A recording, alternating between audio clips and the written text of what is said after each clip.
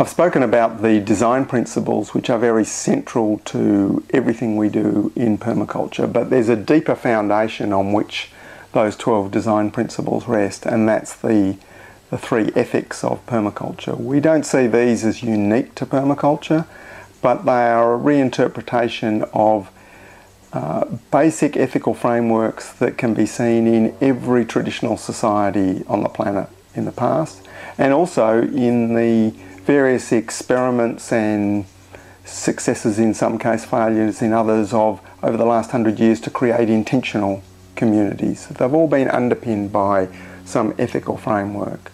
So this distinguishes permaculture from simply design tools that we can use for good or ill, that we are obliged to understand them in terms of these three simple ethics of care of the earth, care of people, and fair share.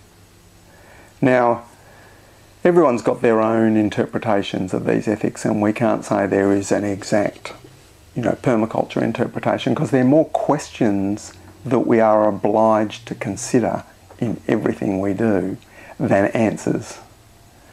But if we look at the first principle of care of the earth, modern people tend to think of that through the image of spaceship Earth and maybe the slightly image of the earth in hands. That is of some use, but it tends to overstate humans' power in guiding this 4 billion year old living earth, whereas we are really just a very small part of this system. I tend to think of care of the earth as being care of the earth under our feet, care of soil. Firstly, because that is something that we actually have the power to do something about. Some territory that we are responsible for, a piece of land, and that soil is arguably the deepest expression of the mystery of life, at least life out of its ocean origins to when life came out on the land. The first thing life did was create soil. And it's still the deepest mystery to science. It's really the core of the older environmental thinking that permaculture rests on, coming out of the organic movement, going back almost 100 years of this reverence for soil. And it really does determine, to a great extent, the fate of future generations is the condition of the soil. Now, there's all sorts of complex technical aspects behind that, and how we care for the soil is a complex and uncertain thing that we have to come back to.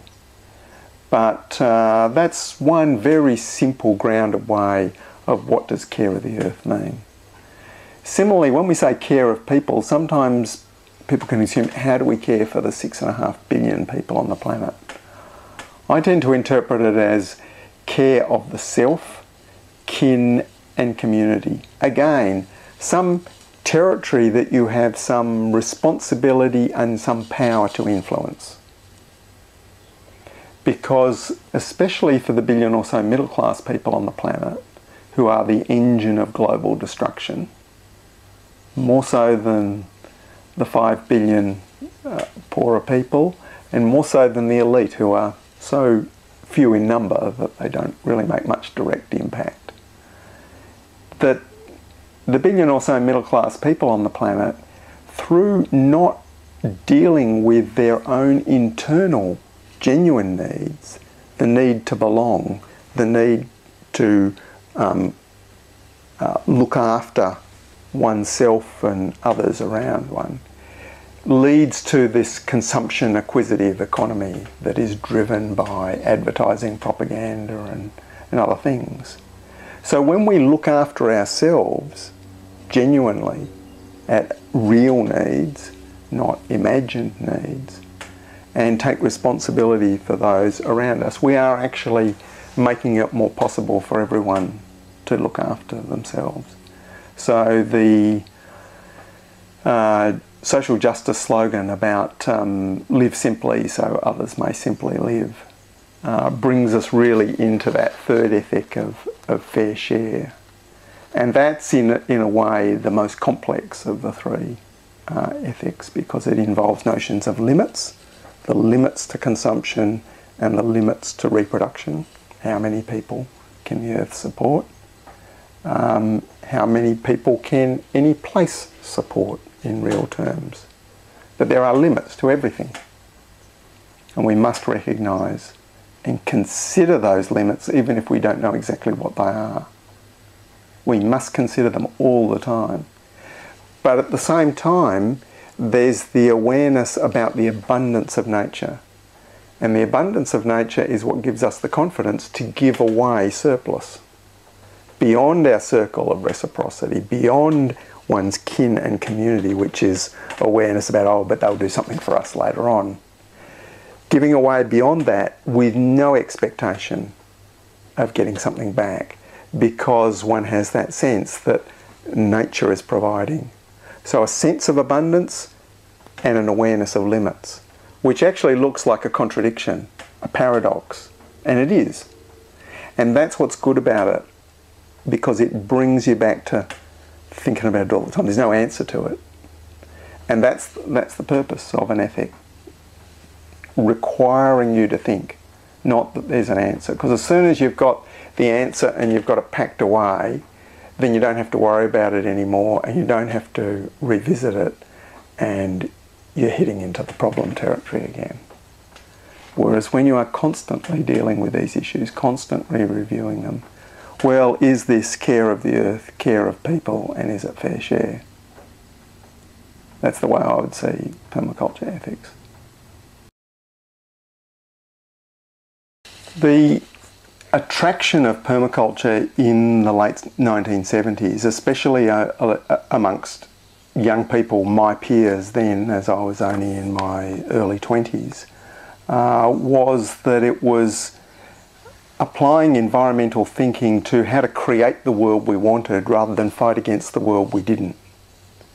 And that was something that both myself and Bil Mълисън, accepting that he was a generation older than me, both of us had already, in our different ways, come to the conclusion that oppositional environmentalism was really a limited project about trying to stop the world we didn't want, and that we had to create the world we did want.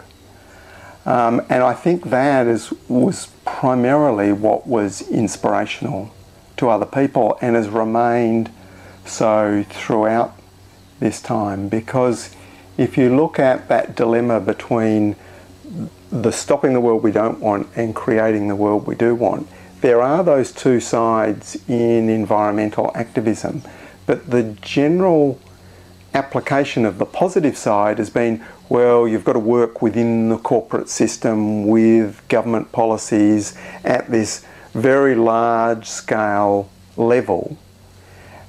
So there's this enormous sense of compromise and contradiction, and they're the realities that you must deal with. Whereas permaculture was saying, no, do it here now, starting at the bottom with ourselves, with providing our immediate needs, and that being a model for larger community and network growth from the bottom up.